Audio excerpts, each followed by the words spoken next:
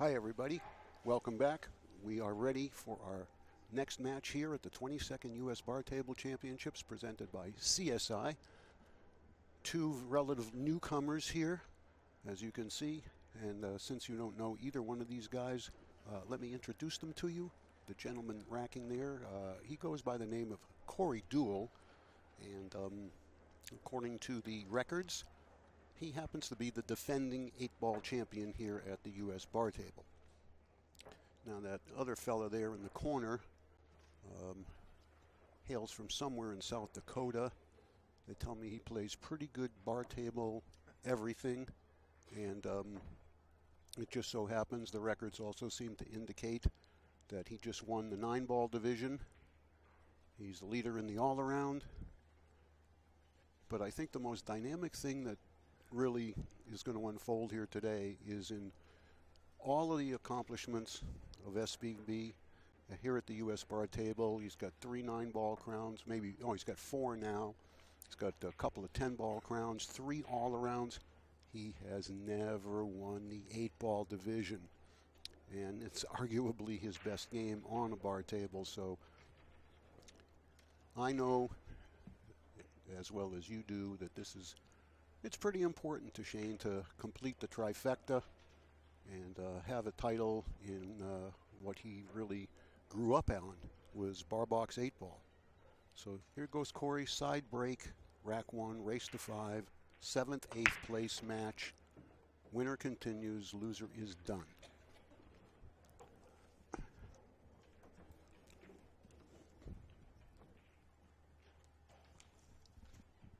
We do have our 2 competitors for the hot seat match, which I believe is at 2:30 this afternoon.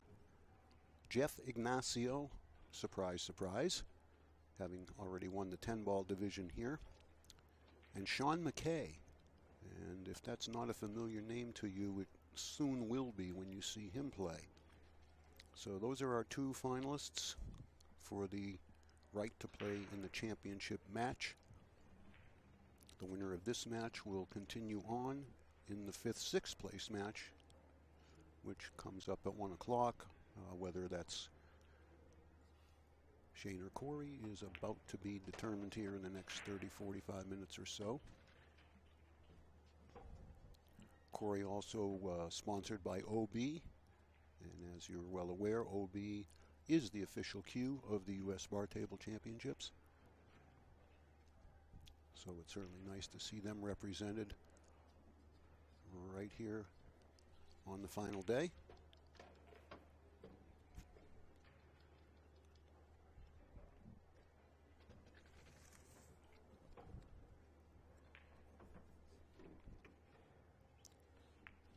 And our plan is also to bring you both the ladies and men's final later this afternoon, well, late in the afternoon, early evening. Approximately 5:30 for the women's final, and depending if that goes 1 set or 2, if it's a 1-setter, we'll come back around 7 p.m. for the men's final.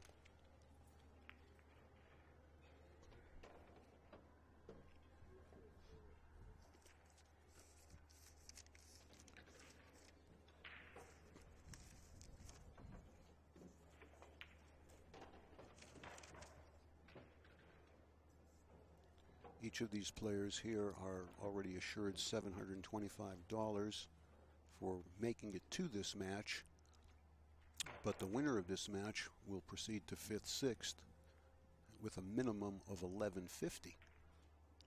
So nice little jump here from 7th, 8th to 5th, 6th, $400+. And all the way up on the top, the champion's going to get $6,500.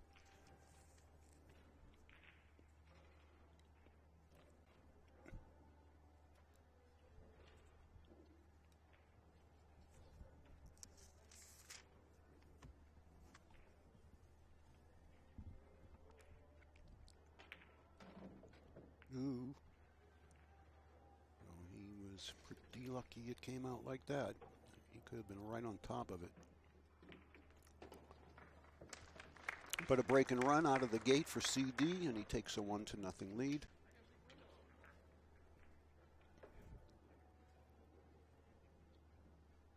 And OB, as I said, is the official cue of the U.S. Bar Table Championships. And you can certainly look at all the great OB products by going to obcues.com. I just said that.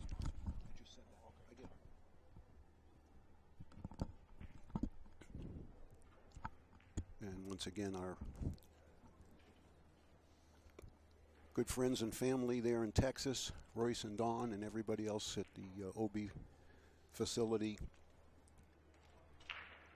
Thanks for all you've done over the years, as well as this week here at the USBTC.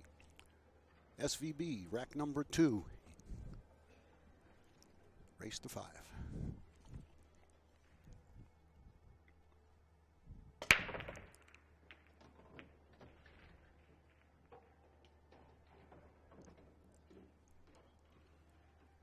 This is not pretty by any means.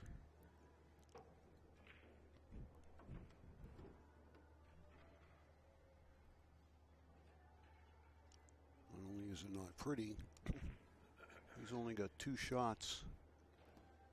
The 5 ball or the 13 ball. Maybe the 11. But that will jack him up over the 8. He could shoot the 13 without being too jacked up. It's going to be tricky to open up those balls over there, regardless of which group you take. You take the solids, I'm not sure how you get the 4-1-2 open. If you take the stripes, how do you open the 9 ball?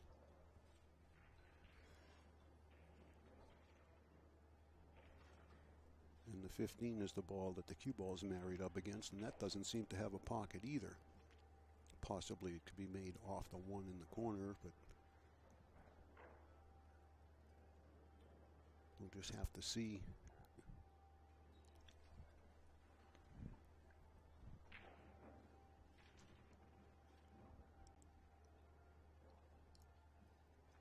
The entire rack here could be based upon what decision he makes right here.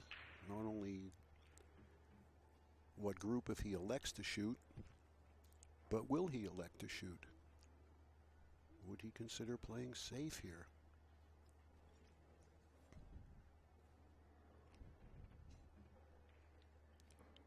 If he wasn't tree-topped on the stripe, he could play the 5 and draw the cue ball into the cluster. But not so sure there's any advantage here to pocketing a ball, because at this level, once you start your run out, you better be able to get all the way out. And we've seen many times where that has turned into a game for the opponent. So certainly justified for SVB to be taking this much time here.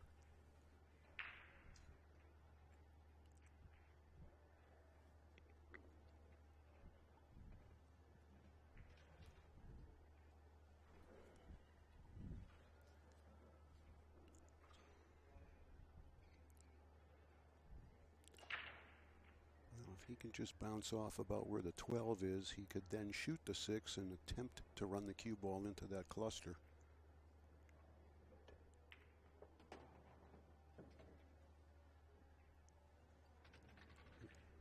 Might have been trying to get through the gap to shoot the 1.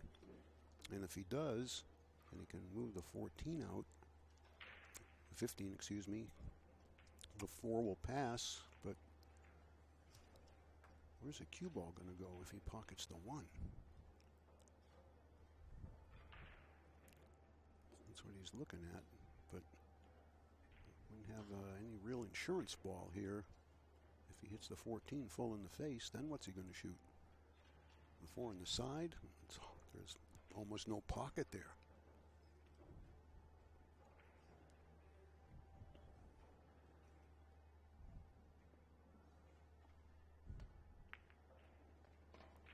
That's really going to help. He played to glance off the bottom side of that stripe to get the cue ball where he could shoot the 6. Now if he can get on the 4, he can open the 2-9.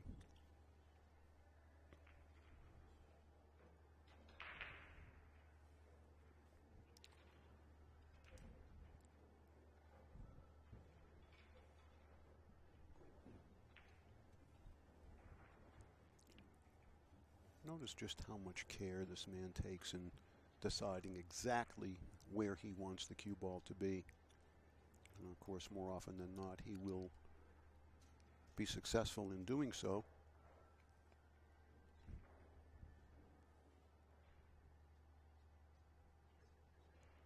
I think what's concerning him is if he plays the 4 and goes into the 2 there, a possible double kiss with the cue ball to the 2, where the 2 doesn't really leave the cushion. So let's see what the plan is here.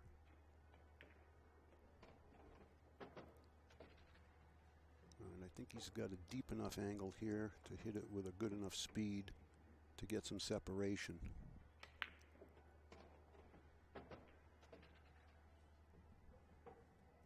As soon as he moves, we'll know if it passes.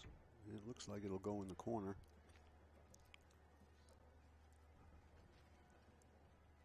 Not a gimme by any means here. Plus, he's going to have to probably use a little bit of left-hand English here to miss the side coming across.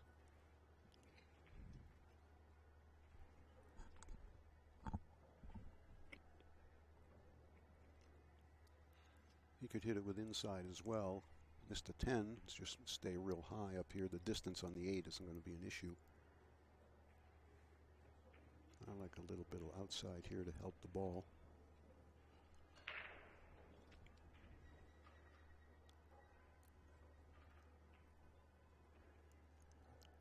And maybe the only other concern would be the possibility of running into the 15 on the way out, which is near the side. Although it seems like he'd be able to miss it. But again, a lot of care and time here in his mental preparation for this shot.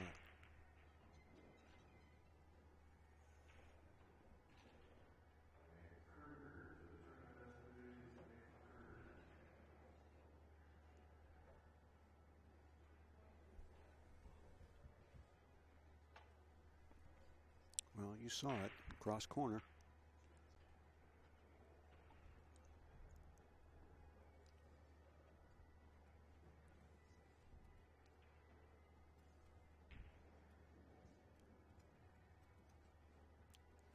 Wouldn't surprise me if he changes his mind again.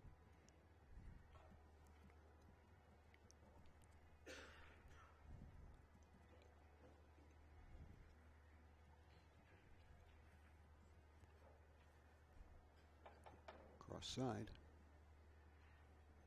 I think that's a much better decision than cross corner. Going into the 13 with the cue ball. I think.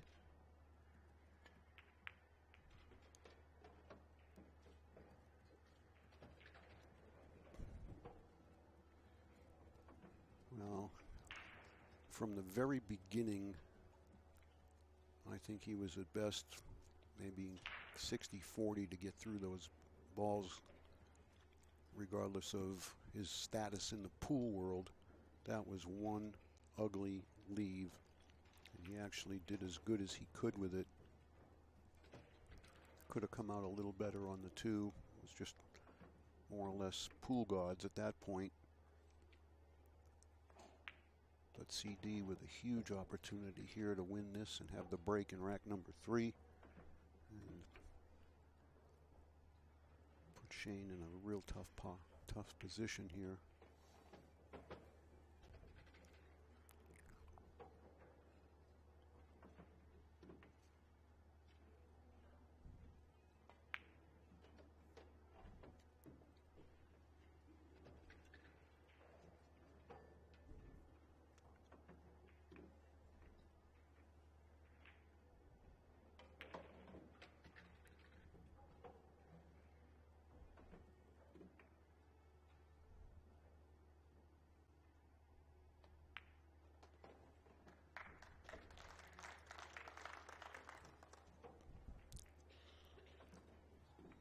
Two games played, 2 games for Corey.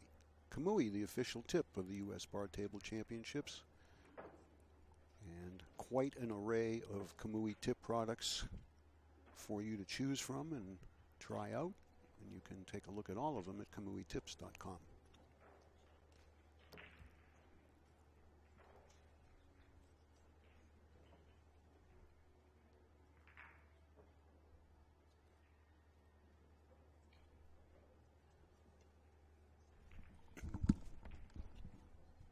solid and strikes in the corners. Thank you.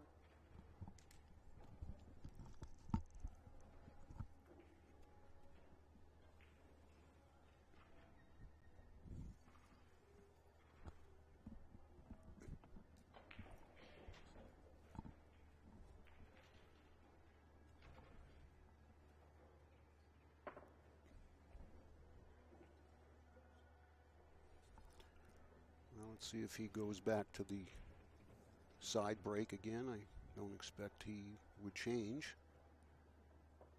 He did break and run in the first rack using this break.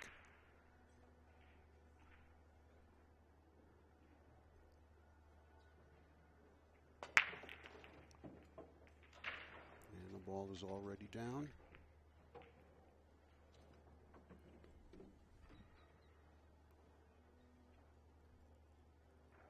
Looks like solids would be the group here because the 9 has no pocket. He's got a nice opening shot on the 5, can get him to the 3. The 1 goes, the 2 has openings. The 4 will go in the side once the 6 is out of the way.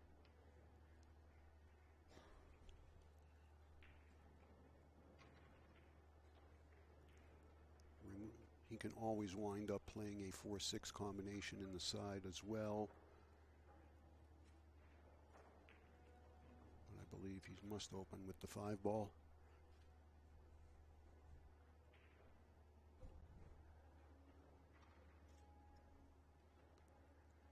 And after the 3, he probably will shoot the 1.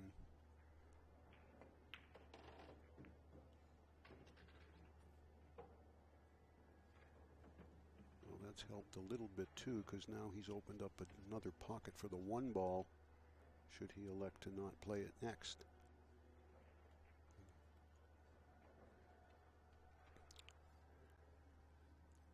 Looking ahead, the 8 can be made in the side there near where it is, but it would be a little snug and you'd need to be close to it.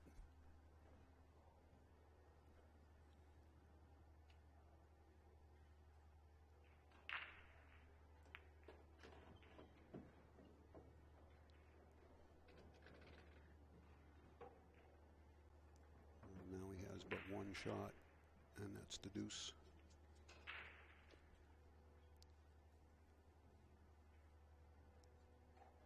Probably the 1 ball next.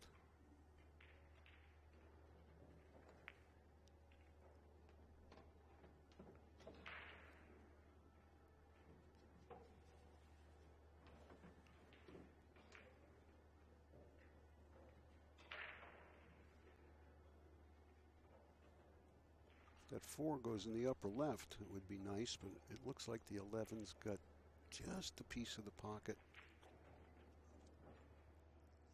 Don't forget about that 8 ball.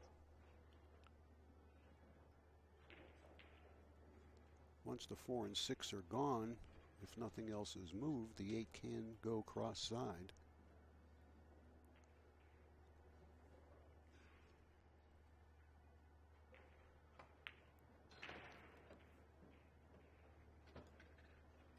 I'm sure he's playing for the 4 in the corner there, so let's assume it goes, or he wouldn't have played there.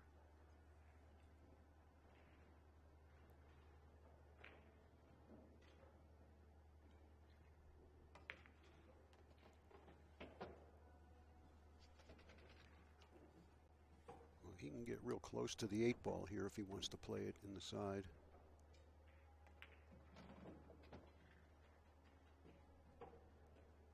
And it should be close enough.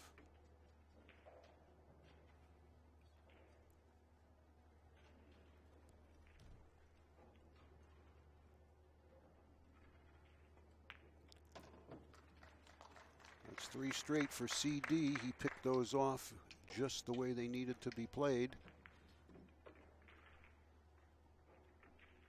And he is 60% of the way there, and Shane is not out of the starting blocks yet.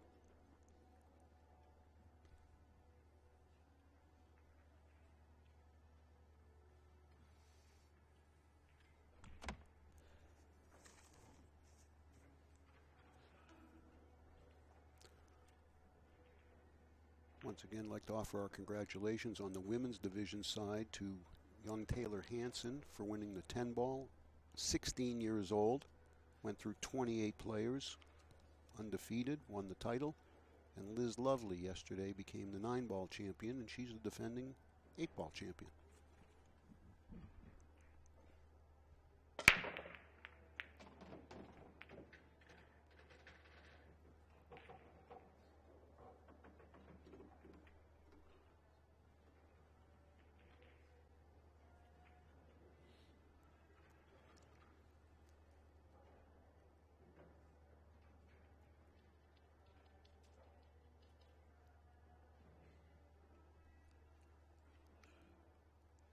You know, I like the solids. If he could shoot the 5 right now, I'm not sure if he can. So he probably will have to take the other group because the 5 is in a pretty rough spot there.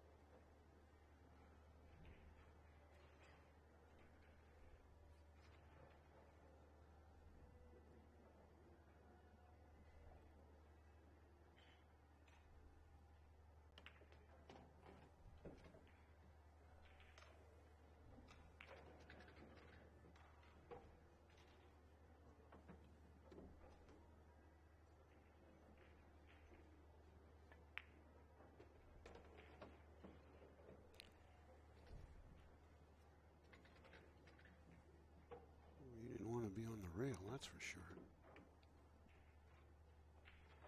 Got to come out for the 9.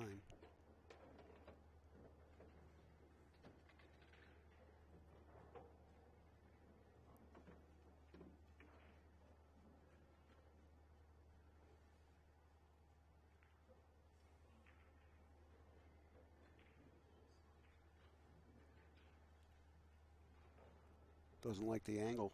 You can see he's not dead straight in.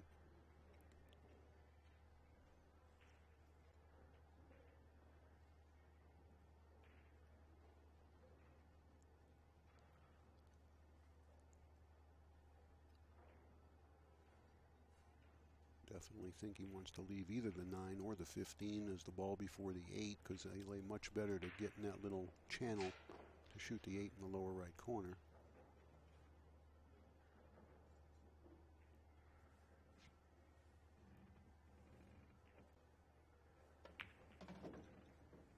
Played it off the 3 in order to make position easier. Now he's perfect. Just bounce out to about where the 9 is.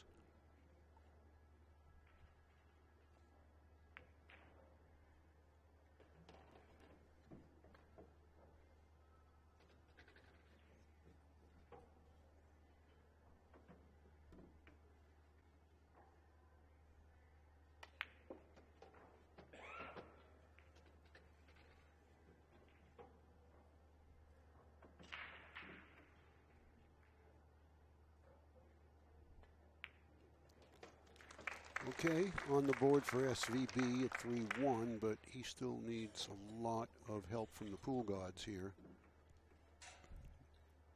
Not only does he Oh, excuse me, folks. I want to make sure that I once again recognize our official host and sponsor here at the USBTC, the Grand Sierra Resort and Casino, right here in Reno. Our 4th year here, and it just keeps getting better and better.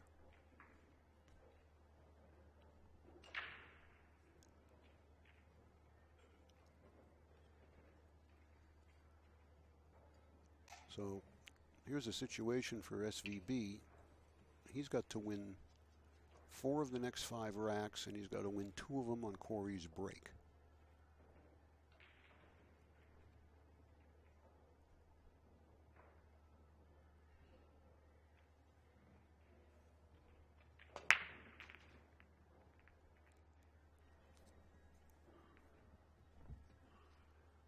Dry. Well, that's the first thing that Shane needed to have happen, was a turnover. So he's got an opportunity now to get 1 game back. Definitely think stripes are the group here, and probably the 3-9 is where he's got to start. Doesn't have another stripe he can shoot.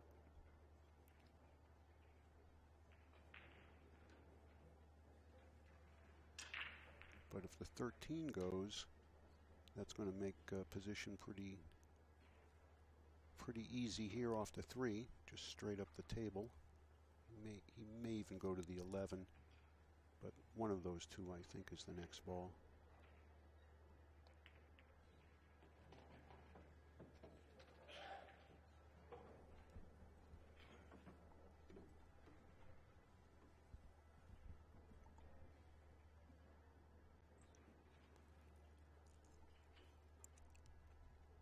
More angle than he wanted here.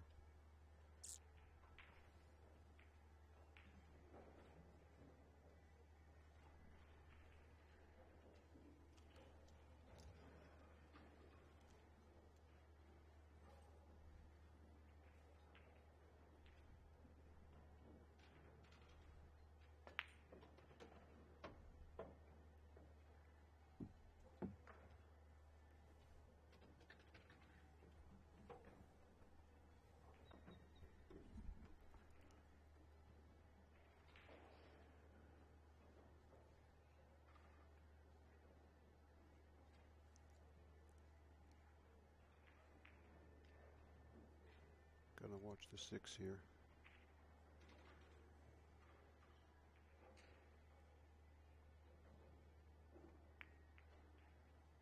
Okay. He knew where he was going to run into the 6. He used it to help the cue ball get down here. So you would expect him to be able to get the rest of these. Shoot the 15 in the right, the 14 in the left, come around straight in on the 12 from around where the 4 ball is. Stop, 10 stop, 8 in the side. But he wants to do it this way, and that will be okay too. 12, 10, 14.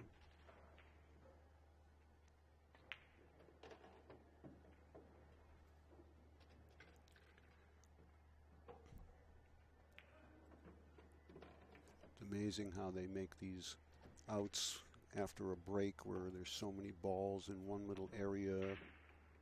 Just maneuver through all that stuff, bump a ball here and there, get perfect. And that's why he's number 1. Okay, so he had one good thing happen.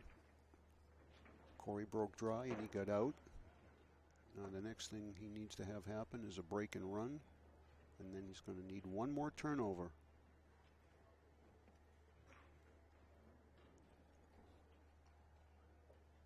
Corey still will have 2 chances to win the set, because he will break twice more unless he wins on Shane's break here and then breaks and runs out.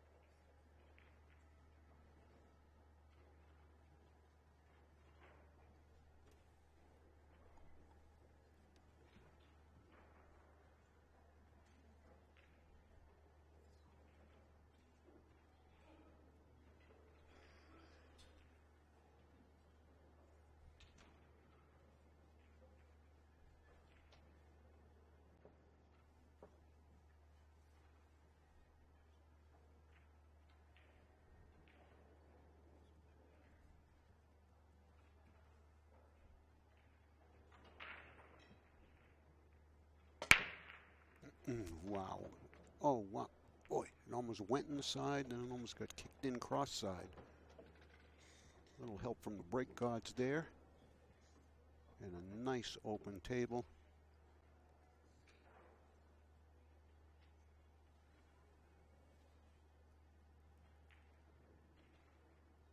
I think stripes maybe. Maybe not. Looking at the 7 to get started.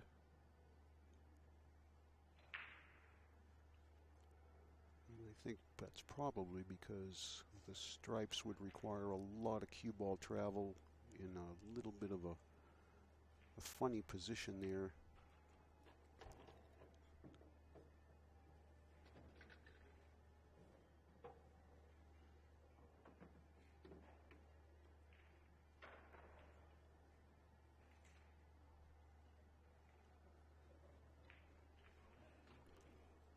Five will go in the side. It's kind of about the same place that 8 ball was that Corey made in the side a couple of racks ago. And I'm sure he'll want to clear the 4 before shooting the 1. So maybe after this, 4-3-1, 5-2.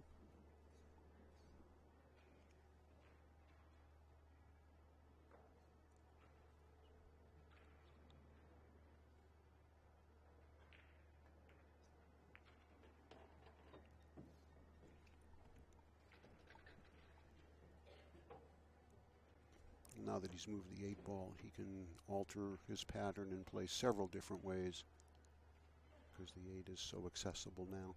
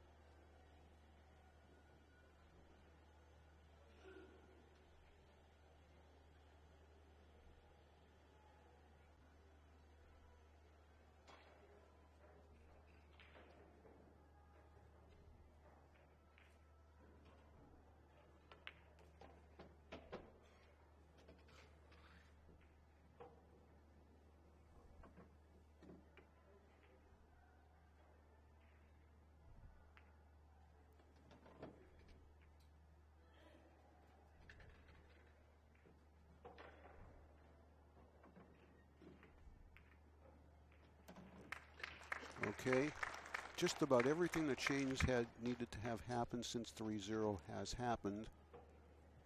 But he still needs one little more twist of fate here. Because now we're playing a race to 2, and Corey has the opening break in a 3-game set. So Shane needs Corey to turn the table over to him, either in this rack or in the final rack should it get there. And Shane still has to take care of business in the next game. He certainly will be breaking one more time.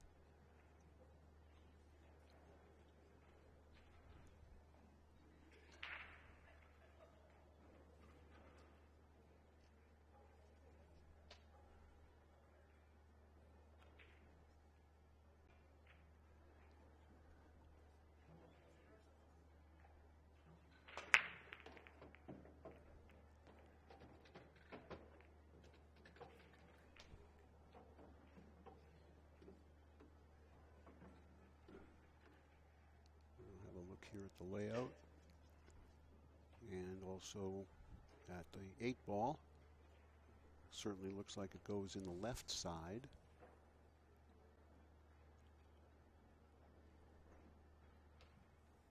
Have to favor solids here, I think, because of the ball beneath the 8. Doesn't seem to have a pocket.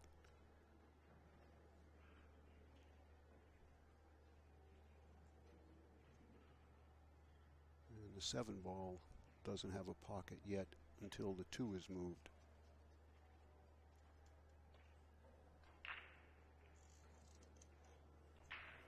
5 certainly passes. He can.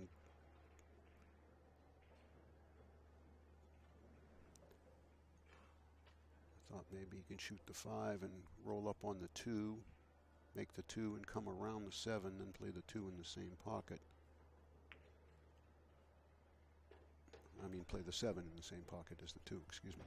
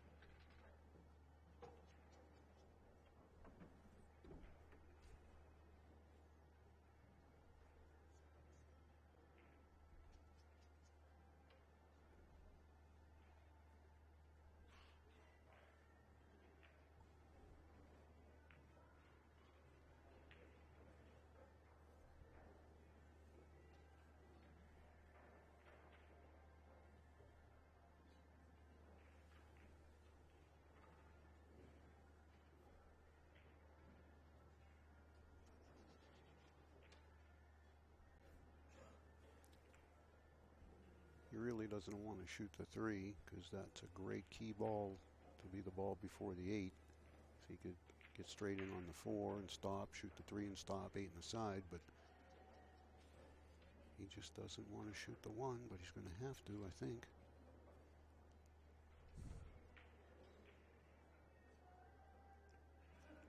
Be careful if you bump the stripe, don't tie the 3 up. Okay. Well, he's fortunate that he can still make the 4 ball. He can make the 3 in the side possibly, but I think the 4 is the shot.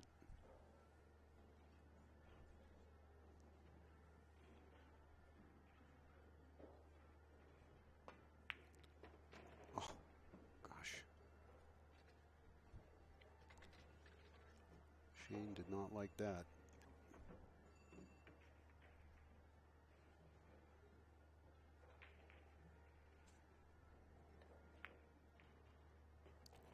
Well, now the pool gods have repaid Shane for the lucky shot that Corey got on the 4, although he still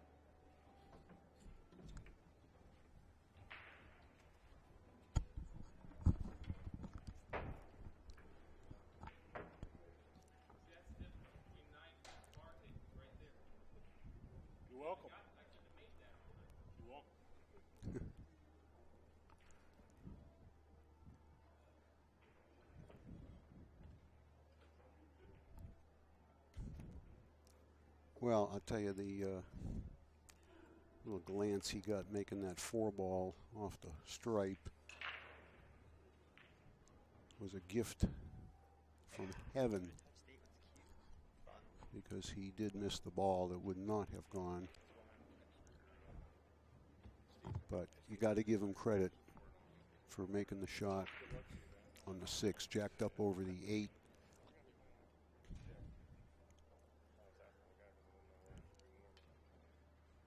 So Shane must break and run to force a decider.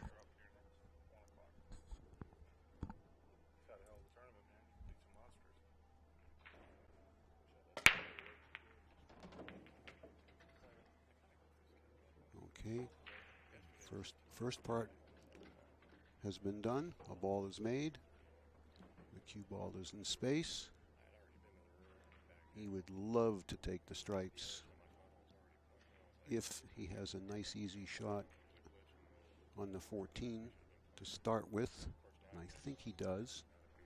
The only other ball, I think, stripe-wise, that might be an issue is the 9. So now that the 9's the ball right next to the cue ball. It may look like the one, excuse me, it's just to the left of the cue ball. And just it's in between the cue ball and the 1 ball. So if he takes the stripes, that's the tough ball. If he takes the solids, seems like everything has a pocket. But he'd almost probably,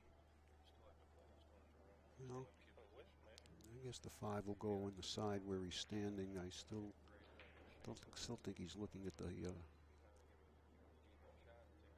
stripe in the side here and go forward and make the 9 in the corner. No, he did elect to take the solids, and I can't blame him for that.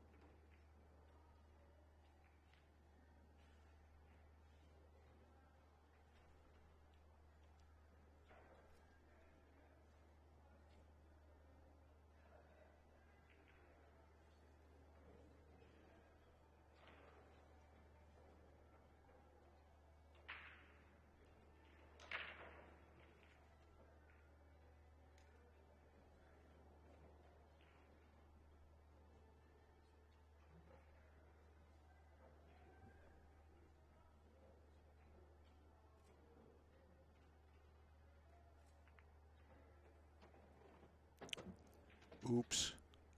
Boy, that was not what he wanted to have happen there. I think he thought he'd catch the 2 a little bit thinner, where the cue ball would get out there for the 6.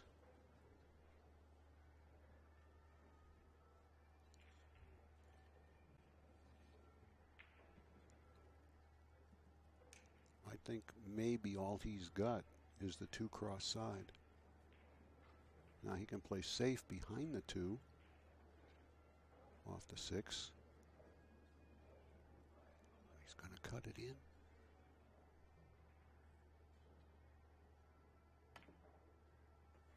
Watch out, watch out, watch out.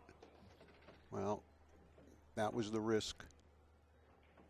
That was the risk he took shooting that shot. He kind of did it to himself on the position. And pretty much put a bow around the match, gift wrapped it, and handed it to Corey. Certainly Corey will start with the 15. I'd be surprised if he didn't.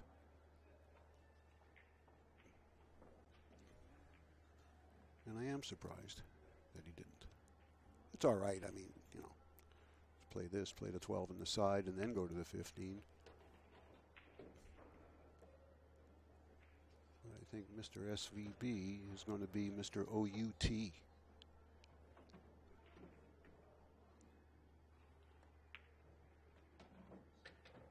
And once again, another year will pass by without Shane getting a sniff of the 8-ball title.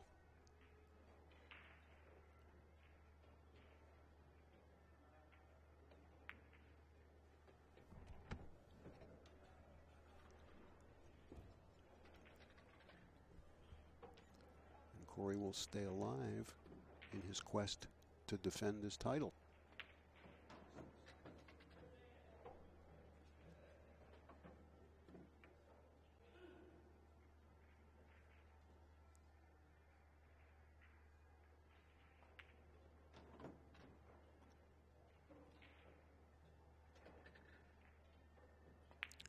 And he does it.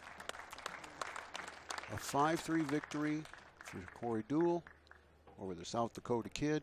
Shane finishes 7th, 8th. Corey moves up to the 5th, 6th slot. And I would guess that might be what's coming up next is a 5th, 6th place match, but I don't know who we might have.